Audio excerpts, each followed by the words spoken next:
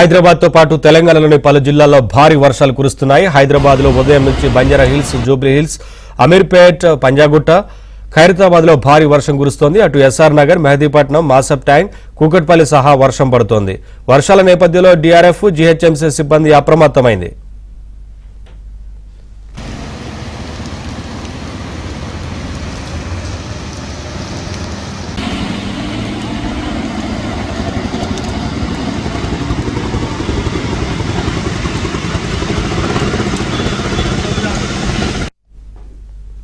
అటు తెలంగాణలోని సంగారెడ్డి, వికారాబాద్, మెదక్ జిల్లాలో భారీ వర్షం పడుతోంది.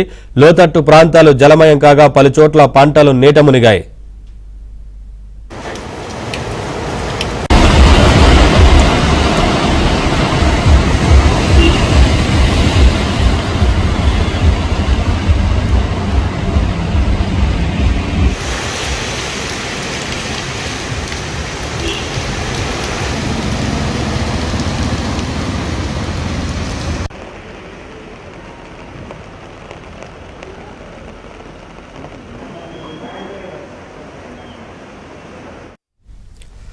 హైదరాబాద్ వ్యాప్తంగా వర్షం కురుస్తోంది. కోటి, అబిడ్స్, నాంపల్లి, బషీర్బాగ్ లో భారీ వర్షం కురిసింది. దీంతో లోతట్టు ప్రాంతాలు జలమయమైనట్లుగా తెలుస్తోంది. ఇప్పటికే డీఆర్ఎఫ్, ఎన్డీఆర్ఎఫ్ సిబ్బంది ఒకవైపున సహాయక చర్యల్లో పాల్గొన్నట్లు తెలుస్తోంది. అప్డేట్స్ మా కరెస్పాండెంట్ నుమాన్ అడిగి తెలుసుకుందాం.